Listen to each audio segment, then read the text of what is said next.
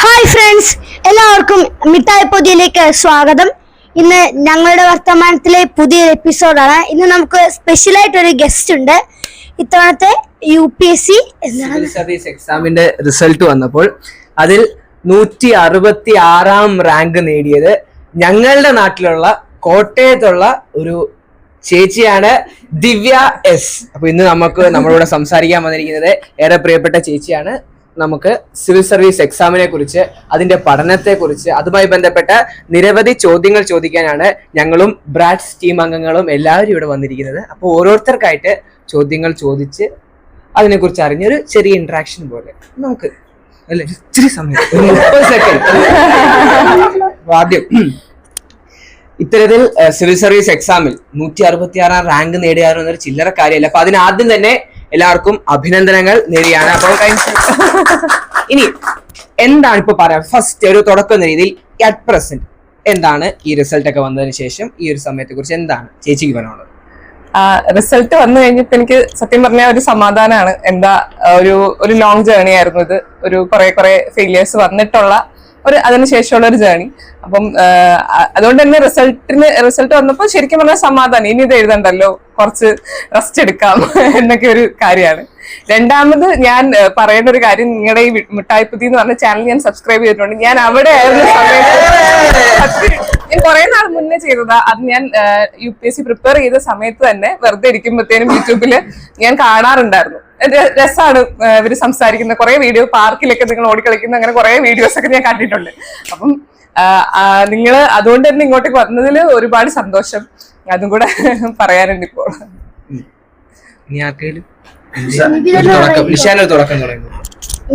എനിക്ക് സത്യം പറഞ്ഞ ചെറിയൊരു കാര്യം,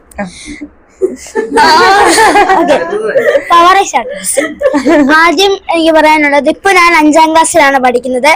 അതിന് 4ാം ക്ലാസ്സിൽ പഠിക്കുമ്പോൾ എന്റെ ആഗ്രഹം സയന്റിസ്റ്റ് ആവണമെന്നായിരുന്നു. ഇപ്പൊ 5ാം ക്ലാസ്സിൽ പഠിക്കുമ്പോൾ അതല്ല എന്റെ ആഗ്രഹം. ഈ ചേച്ചിക്ക് IAS ആവണം അല്ലെങ്കിൽ സിവിൽ സർവീസ് എഴുതണം എന്നുള്ള ഒരു ആഗ്രഹം ഏത് ക്ലാസ് തൊട്ടാണ് വന്നു തുടങ്ങിയത്?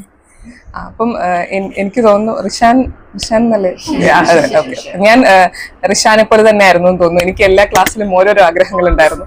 അപ്പം എനിക്ക് സിവിൽ സർവീസ് എന്നുള്ള ഒരു ആഗ്രഹം ശരിക്കും പറഞ്ഞു കഴിഞ്ഞാൽ എന്റെ ബിടെക്കും കഴിഞ്ഞു. ഞാനിവിടെ PSC പ്രിപ്പയർ ചെയ്തുകൊണ്ടിരുന്ന ടൈമിലാണ് ഈ ഒരു എക്സാം ട്രൈ ചെയ്ത് നോക്കണം. അതായത് അപ്പോഴാണ് എനിക്ക് തോന്നിയത്, ആ ഒരു പ്രായത്തിലാണ്.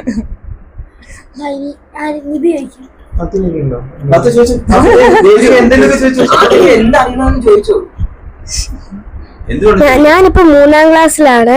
അപ്പം ചേച്ചിയുടെ 3ാം ക്ലാസ്സിലോ അല്ലെങ്കിൽ കുട്ടിക്കാലത്തെയോ ചേച്ചിയുടെ നല്ല അനുഭവങ്ങളോ ഒന്ന് പറയോ? അയ്യോ, 3ാം ക്ലാസ്സിലൊക്കെ ഞാൻ എനിക്ക് ഇന്റർവ്യൂല് പോലും ഇങ്ങനത്തെ അതെ. എനിക്ക് 3ാം ക്ലാസ്സിലെ ഓർമ്മകൾ എന്ന് പറഞ്ഞു കഴിഞ്ഞാൽ 3ലെ 4ലെ എന്ന് പറഞ്ഞു കഴിഞ്ഞാൽ ഓടിക്കളിച്ച് നടന്ന ഓർമ്മകൾ തന്നെയാണ്. കൂടുതലും ഇങ്ങനെ ബാക്കിയുള്ള പരിപാടികളായിരുന്നു എനിക്ക് കൂടുതൽ ഇഷ്ടം. എന്താ പറയാ, ഡാൻസ് അങ്ങനെയുള്ള പരിപാടികൾ. അപ്പം എന്റെ ഓർമ്മകൾ അതുമായിട്ട് ബന്ധപ്പെട്ട. പിന്നെ എനിക്ക് ഇപ്പൊ ഓർത്തെടുക്കാൻ പറ്റുന്നത്, അവിടെ ഈ സോഷ്യൽ സയൻസിന്റെ ഫെയർ നടക്കും, നമുക്ക് ഒരു എക്സിബിഷൻ നടക്കും സ്കൂളിൽ എല്ലാ തവണയും. അപ്പം 4ാം ക്ലാസ്സിലൊക്കെ പഠിക്കുമ്പോൾ അപ്പം എപ്പോ പോയാലും സ്റ്റിൽ മോഡലിന് എനിക്ക് പ്രൈസ് ഉണ്ടാവും. എന്റെ സ്റ്റിൽ മോഡൽ എനിക്ക് തോന്നുന്നു ഒരു 2ാം ക്ലാസ് തൊട്ട് ഇവിടെ നിന്ന് കിട്ടിയ ഒരു തൂക്കണാങ്കുരുവിയുടെ കൂടെ അതാ പറക്കുന്നത്. അതാണ് എനിക്കിപ്പോ ഓർത്തെടുക്കാൻ പറ്റുന്ന ഒരു മെമ്മറി അവിടെ നിന്ന്. എനിക്ക് എപ്പോഴും ഉള്ളൊരു ഡൗട്ടാണ്, ഈ UPSC exam, civil service, IAS, IPS എന്നൊക്കെ പറയുമ്പോൾ പൊതുവെ കേൾക്കുന്നതാണ്, ആകാശത്തിനും അപ്പുറവും ഭൂമിക്ക് താഴെയുള്ള എല്ലാ കാര്യവും പഠിച്ചിട്ട് വേണം പോകാൻ. എല്ലാം അറിഞ്ഞില്ലെങ്കിൽ ഒന്നും അതിനെക്കുറിച്ച് ഒരു ധാരണയില്ലെങ്കിൽ എല്ലാ കാര്യവും പഠിച്ചിട്ട് പോയില്ലെങ്കിൽ അതൊരിക്കലും ക്രാക്ക് ചെയ്യാൻ പറ്റില്ല എന്നൊക്കെയാണ് പൊതുവെ പലപ്പോഴും കേട്ടിട്ടുള്ളതാണ്. അങ്ങനെ അപ്പം ഇത്തവണ UPSCക്ക് വേണ്ടി പ്രിപ്പയർ ചെയ്തപ്പോൾ എല്ലാ കാര്യവും പഠിച്ച് പത്രമൊക്കെ അരിച്ചു പെറുക്കി വായിച്ച് ആ രീതിയിലൊക്കെ അത്രയും വലിയ പഠനങ്ങളൊക്കെ നടത്തി, അതോ ഈ പത്രം വായിക്കുന്ന കാര്യത്തിലൊക്കെയാണ്, ഈ ഹിന്ദു പത്രം, ഇംഗ്ലീഷ് ന്യൂസ് പേപ്പർ എടുക്കുകയാണെങ്കിൽ തന്നെ അത് തന്നെ ഒന്ന് വായിച്ചു വരുമ്പോഴത്തേക്കും ഞാനിപ്പോൾ വായിക്കുമ്പോൾ തന്നെ എനിക്ക് എന്തോ പോലെയൊക്കെ തോന്നും. പലതും വായിച്ചിട്ട് മനസ്സിലാകത്ത പോലും ഇല്ല. അപ്പോഴാണ് ഈ പ്രിപ്പയർ ചെയ്യുമ്പോൾ എല്ലാ പത്രവും വായിക്കണം, എല്ലാ കാര്യവും നോക്കണം, അത്രയും പഠിക്കേണ്ട ആവശ്യമുണ്ടോ? ഇല്ല, അതിനില്ലെന്ന്. അതായത് ശരിക്കും പറഞ്ഞു കഴിഞ്ഞാൽ ഈ ഒരു എക്സാം നമ്മൾ നോക്കുന്നത് ഒരു ജേർണലിസ്റ്റ് ആയിട്ടുള്ള ഒരു വ്യക്തിനെ, അതായത് ഒരു സൊസൈറ്റിയിൽ നമ്മുടെ ഒന്നുമില്ലെങ്കിൽ നമ്മുടെ ചുറ്റുപാട് എന്താ നടക്കുന്നത്, അതേപോലെ തന്നെ എന്താ ഇപ്പം നമുക്കൊരു ആളുകളുടെ ജീവിതത്തിലേക്ക് എന്തൊക്കെ മാറ്റങ്ങൾ കൊണ്ടുവരാൻ പറ്റും, പിന്നെ അതേപോലെ നമുക്ക് എങ്ങനെ മറ്റൊരാളിലൊരു സിവിൽ സർവന്റിനെ കണക്കാക്കുന്നത് it's A bridge between people and the government. അപ്പം സാധാരണ ജനങ്ങളുടെ ആവശ്യങ്ങൾ മനസ്സിലാക്കി അവരെ അതുപോലെ തന്നെ അതുമായി ബന്ധപ്പെട്ട പ്ലാനുകൾ തയ്യാറാക്കി ഗവൺമെന്റിന്റെ സേവനങ്ങൾ അവരിൽ എത്തിക്കുന്നത് ഉറപ്പുവരുത്തുക എന്നാണല്ലോ ഒരു സിവിൽ സർവന്റെ ഒരു കർത്തവ്യം എന്ന് പറയുന്നത്.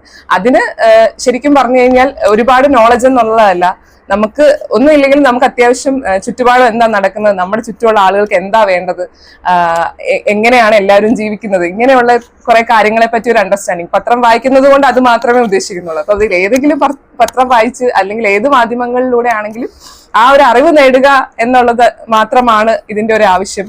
അല്ലാതെ എല്ലാം പഠിച്ചു തീർക്കണമെന്ന് ഒരു നിർബന്ധമില്ല.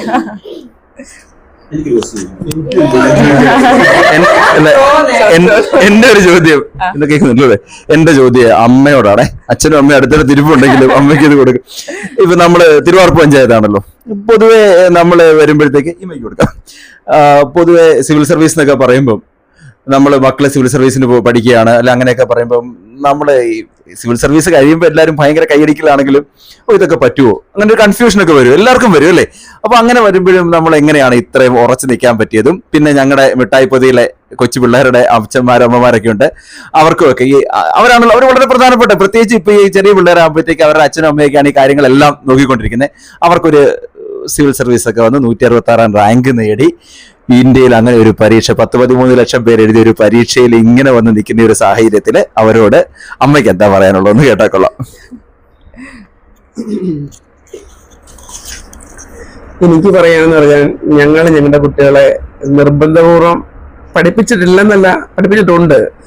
ഞാൻ ആദ്യം എൻ്റെ മൂത്ത ആളെ പഠിപ്പിച്ചത് ഞാനിങ്ങനെ വടിയെടുത്ത് വെച്ച് ഇങ്ങനെ കാണിച്ചത്. അപ്പൊ അതിന് എന്താ പറയാ, ഇപ്പം ഈ മിഠായിപ്പൊതി പറയാൻ പറ്റില്ല എങ്കിൽ പോലും പേടിച്ച് വിറച്ചാണ് അവള് പഠിച്ചിരുന്നത്. അമ്മ അദ്ദേഹം ആർമിയിലായിരുന്നു. അപ്പൊ അമ്മയുടെ ശിക്ഷണത്തിലാണ് ഈ മോള് വളർന്നത്. അദ്ദേഹം വന്നതിന് ശേഷമാണ് ചെറിയ ആളുടെ പഠനം മറ്റു കാര്യങ്ങൾ ആരംഭിച്ചത്. അപ്പൊ ഞാൻ രണ്ടും വെച്ചെടുത്ത് നോക്കുമ്പോൾ ഇവളെ ഞാൻ ശാസിച്ച് പഠിപ്പിച്ചു, ഇവളെ ഞാൻ ശാസിക്കാൻ ഒരുങ്ങിയപ്പം എനിക്ക് ശാസന കിട്ടി. പിന്നെ ഒരിക്കൽ പോലും ഞാൻ ഞങ്ങളുടെ കുട്ടികളെ ശാസിച്ച് പഠിപ്പിച്ചിട്ടില്ല. പിന്നെ ഇവരെ സ്വന്തമായിട്ട് നിങ്ങൾക്ക് ഇഷ്ടമുള്ള എന്താണോ നിങ്ങൾ തിരഞ്ഞെടുക്കുക, നമ്മളതിന്റെ പുറകെ പോകും, അത്ര മാത്രമേ ഉള്ളൂ. ഇയാള് പഠിച്ചു തുടങ്ങിയപ്പോഴേ പറഞ്ഞു എനിക്ക് കേരളത്തിൽ നിൽക്കുന്നതാണ് ഇഷ്ടം, വെളിയിൽ പോകുന്ന താല്പര്യമില്ല എന്ന് പറഞ്ഞു. ഡിഗ്രി കഴിഞ്ഞു, നേരെ പോയി മറ്റേ മറൈൻ ബയോളജി പഠിച്ചു. അപ്പൊ അത് പഠിച്ചു കഴിഞ്ഞാൽ വെളിയിൽ പോകാനാണ് കൂടുതൽ സാധ്യത. അന്നേരം അവൾ പറഞ്ഞു എനിക്ക് ഈ നാട്ടിൽ നിൽക്കണം, കേരളത്തിലൊരു ജോലി പീസ് തന്നെ വേണമെന്ന് പറഞ്ഞു. അതിനാണ് ഇയാള് തയ്യാറെടുത്ത്. അപ്പോഴാണ് ഇദ്ദേഹം ബിടെക് കഴിഞ്ഞിറങ്ങി വരുന്നത്. വന്നപ്പം ഇവള് പഠിച്ചു തുടങ്ങി. ഇപ്പൊ കൂടെ പഠിച്ച ആള് തന്നെയാണ്. അപ്പം ഇവിടെ ഡിഗ്രിക്ക് പോയ സമയത്ത് ഇദ്ദേഹം എന്നെ എടുത്ത് PG ക്ക് പോയ സമയത്ത് അദ്ദേഹം നമ്മുടെ ബ്രാഡ്സിൽ കയറി ആദ്യം ജോലി വാങ്ങിച്ചു. ഇതൊക്കെ പിന്നീടാണ് നമ്മൾ അറിയുന്നത് കേട്ടോ.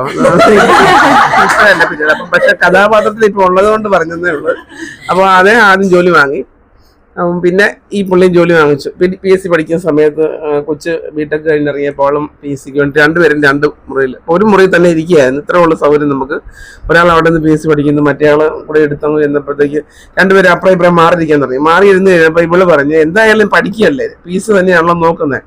അപ്പം ഇവളും PSC നോക്കുന്നത്. അപ്പം ഞാൻ എൻ്റെ അമ്മയെ ഒരു കാര്യം ചെയ്യാം, എനിക്ക് എന്തായാലും ഇതൊന്ന് മാറി എന്ന് ചിന്തിക്കുക, UPSC നോക്കാം, ഒരാൾ PSC ഒരാൾ UPSC എടുക്കാന്ന് പറഞ്ഞു. അങ്ങനെയാണ് ഇവള് UPSCയിലേക്ക് മാറിപ്പോകുന്നത്. പിന്നെ മറ്റൊരു പ്രധാനപ്പെട്ട കാര്യം എന്ന് പറയുന്നത് നമ്മൾ ഇപ്പോഴും നമ്മൾ ഏറ്റവും കൂടുതൽ പ്രോത്സാഹിപ്പിക്കുന്നത് ഫുൾ A+ കാരെയാണ്. Full A+. അപ്പൊ ആ ഫുൾ A+ ഞാൻ ഇപ്പോഴും ആഗ്രഹിക്കുന്നുണ്ട്. അതെല്ലാം നോക്കണ്ടേ. പക്ഷെ നമ്മളിപ്പം എന്താ ചെയ്യുന്നത്, ഫുൾ A+ കിട്ടുന്നവരെ മാത്രം നമ്മൾ ആദരിക്കുകയും ബഹുമാനിക്കുകയും ചെയ്യുന്നുള്ളു. പക്ഷേ എങ്കിൽ അങ്ങനെ പോരാ.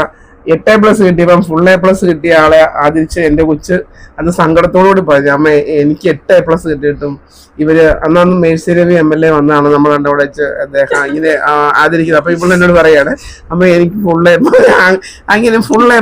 ആ ഒരു വിഷമം വന്നു. പക്ഷെ പിന്നീട് ഒരിക്കലും അതിനെക്കുറിച്ച് ചിന്തിച്ചേ ഇല്ല. പഠിത്തത്തിലോട്ട് ശ്രദ്ധിച്ചു. രണ്ടുപേരും നന്നായിട്ട് ഹാർഡ് വർക്ക് ചെയ്തു. ഇവിടെ പിള്ളേരുടെ പഠിത്തം നന്നായിട്ട് കഷ്ടപ്പെട്ടു. അതിലുപരി ഇവിടെ കഷ്ടപ്പെട്ടതിന്റെ ഫലം കിട്ടിക്കഴിഞ്ഞപ്പോൾ ഇവിടെ തുടങ്ങി. ഇവിടെ അതിലേറെ ഇവളുടെ എന്താ പറയുന്നത്, കഴിഞ്ഞ വർഷത്തെ ആ റിസൾട്ട് വന്ന ആ പരാജയം കണ്ടപ്പോഴത്തേക്ക് ഇന്റർവ്യൂലൊക്കെ കിട്ടിയില്ല എന്ന് പറഞ്ഞപ്പോൾ എൻ്റെ കുഞ്ഞിങ്ങനെ എൻ്റെ അടുത്ത് ഇരുന്നിട്ട് അമ്മയെന്ന് പറഞ്ഞിട്ട് ഇങ്ങനെ താഴോട്ട് ഇങ്ങനെ ഊർന്നിരിക്കുകയായിരുന്നു. ഇരുന്നിട്ട് എൻ്റെ കുഞ്ഞു പിന്നെ അനങ്ങിയിട്ടില്ല. അപ്പം എനിക്ക് ഇത്തോളം ഒരൊറ്റ പ്രാർത്ഥന ഉള്ളായിരുന്നു, എൻ്റെ കുഞ്ഞ് നെഗറ്റീവായിട്ടുള്ളൊരു ഒരു റിസൾട്ട് ഉണ്ടാവരുത് ദൈവമേ. അവൾ നന്നായിട്ട് കഷ്ടപ്പെടുന്നുണ്ട്. അതിൻ്റെ ഫലം ദൈവം കൊടുക്കണമെന്ന് മാത്രമാണ് ആഗ്രഹിച്ചത്. കുഞ്ഞുങ്ങളോട് ഇതാ പറയുന്നത്, നിങ്ങൾ സ്വന്തമായിട്ട് തിരഞ്ഞെടുക്കുക, ആരുടെ നിർബന്ധത്തിന് പോകരുത്. അച്ഛനമ്മ പറയുന്ന അല്ല കേൾക്കേണ്ട, നിങ്ങൾ സ്വന്തമായിട്ട് പഠിക്കുക. വേറെ ഒന്നുമല്ല ഉദ്ദേശിച്ച്, പഠനത്തിലേക്ക് പോകുമ്പം നിങ്ങളുടെ ലക്ഷ്യത്തിലേക്ക് നിങ്ങൾ നീങ്ങി ഒരു കുഴപ്പമില്ല, വിജയം ഉണ്ടാവും. അച്ഛൻ്റെ കയ്യിലേക്ക് കൊടുക്കുക. അച്ഛനെന്ന് പറഞ്ഞാൽ ഒരു ഇതാണ് സംഭവമാണ് എല്ലാവരും പറയും. പക്ഷേ കുട്ടികൾക്ക് മാക്സിമം നമ്മൾ വിദ്യാഭ്യാസം കൊടുക്കുക എന്നുള്ളത് എൻ്റെ ഒരു എയിം. ബാക്കിയുള്ളവർ എങ്ങനെയാണെന്ന് എനിക്കറിയില്ല. എന്നും മാത്രം പഠിക്കാമോ അത്രയും നമ്മൾ പഠിപ്പിക്കുക എന്നുള്ളത്. ഞാൻ ആ കുട്ടികളോട് അത് തന്നെയാണ് പറഞ്ഞത്, എത്രയും പഠിക്കുക അത്രയും പഠിച്ചോളൂ, പൈസ കാര്യങ്ങളൊന്നും നോക്കേണ്ട ആവശ്യമില്ല. ഞാൻ തന്നെ, പക്ഷേ ഞാൻ ആർമിയിലായിപ്പോയി. ആ ടൈമിൽ മൂത്തയാൾക്ക് ശകലം ബലോടിയായിരുന്നു. രണ്ടാമത് ഇയാൾ ഞാൻ ഇവിടെ വന്ന് ജനിച്ചത്. പിന്നെ ഞാൻ കൂടെ ഉണ്ടായിരുന്നു എപ്പോഴും. പിന്നെ ഇവിടെ വന്ന് ഗവൺമെൻറ് സർവീസ് പിന്നെയും കയറി. അപ്പം ഞാൻ എല്ലാ കൂടെ അന്നൊക്കെ പഠിക്കണം. എനിക്കതിന് വിദ്യാഭ്യാസപരമായിട്ട് എനിക്കൊന്നും പറയാറില്ല. ഇന്നത്തെ വിദ്യാഭ്യാസം അന്നത്തെ പോലെ അല്ല നമ്മുടെ. അത് പഴയ വിദ്യാഭ്യാസം. ഇന്ന് പുതിയ വിദ്യാഭ്യാസം വന്നപ്പോൾ അവർക്കറിയാം എല്ലാ കാര്യം. ഏത് റൂട്ടിൽ പോയാൽ കാര്യങ്ങൾ നേരെയാവും, നമുക്കറിയില്ല. അപ്പോൾ അവരെ ഇഷ്ടപ്പെട്ട ആ ഒരു റൂട്ട് കയറി പിടിച്ചു. നിങ്ങൾ പൊക്കോളം പറഞ്ഞു. അപ്പോൾ അത് വന്നപ്പോഴാണ് ഞാനും മനസ്സിലാക്കി ഇവർക്ക് കിട്ടുന്നത് ഇങ്ങനെയുള്ള വിദ്യാഭ്യാസമാവും. അപ്പോൾ ആ രീതിയിൽ അവർ ജോലി സമ്പാദിച്ചോളും, നമുക്കതിൻ്റെ ആവശ്യമില്ല. എന്തെങ്കിലും ബാക്കി സപ്പോർട്ട് നമ്മൾ കൊടുക്കും, അത് ഫൈനാൻസ് ആണെങ്കിലും ഏതായാലും. പക്ഷെ അതെല്ലാം ദൈവത്തിൻ്റെ ഞാൻ എല്ലാ അമ്പലത്തിലും പള്ളികളിലും ഇവിടെ പോയത് അജ്മീരിൽ പള്ളി, മുസ്ലിം പള്ളി, ഭയങ്കര ഒരു പള്ളിയാണ്. ഞാൻ അവിടെ പോകുന്നു. അവിടെ പോകുമ്പോൾ ദൈവമല്ല തമാശ, അവിടെ 4 വർഷം പോയി അവിടെ. അപ്പോൾ അവിടെ എല്ലാം ഞാൻ പോയിട്ട് കുട്ടികളുടെ കാര്യത്തെക്കുറിച്ച് നമുക്കെപ്പോഴും നമ്മുടെ കാര്യം ജോലി ആയിക്കഴിഞ്ഞു. ഇനി കുട്ടികളുടെ വിദ്യാഭ്യാസം അവർക്ക് ജോലിയാണ്, നമുക്ക് അടുത്ത ചെയ്യും. അങ്ങനെ ഞാൻ എല്ലാ കാര്യത്തിലും ചെയ്യുന്നത്. എല്ലാ പള്ളിയിലും അമ്പലത്തിലും എല്ലാ സ്ഥലങ്ങളിലും ഞാൻ പോകാറുണ്ട്. അപ്പോൾ അത് ദൈവത്തിൻ്റെ ഒരു ഇതുകൊണ്ടാണ് എന്നാണ് എനിക്ക് തോന്നുന്നത്. കൈവിട്ടിട്ടില്ല, ഞാൻ വിചാരിച്ച രീതി ദൈവത്തെ കൈവിട്ടിട്ടില്ല എന്നുള്ളതാണ് ആ ഒരു സംഭവം എനിക്കുണ്ടായത്. അതോട് പറയുന്നു.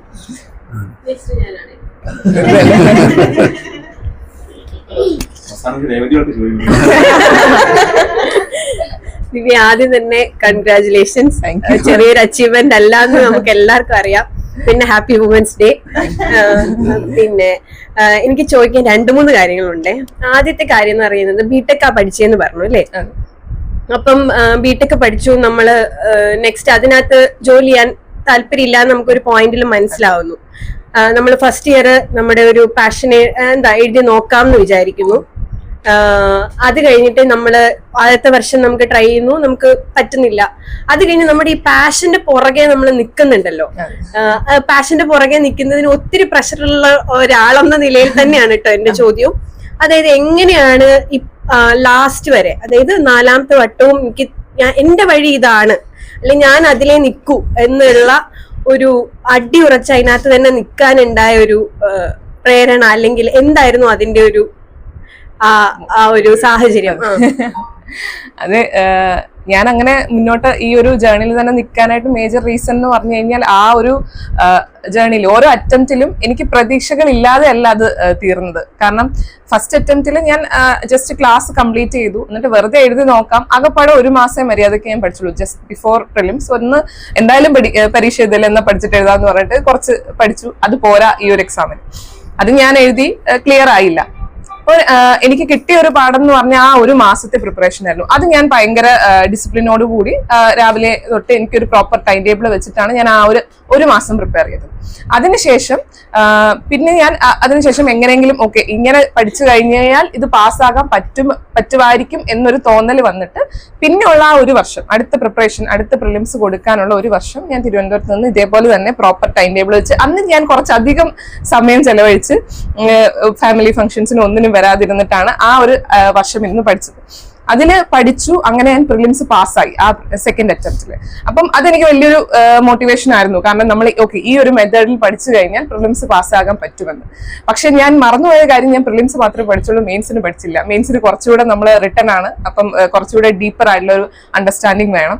അപ്പം അതുകൊണ്ട് തന്നെ മെയിൻസ് ക്ലിയർ ആകാൻ പറ്റിയില്ല.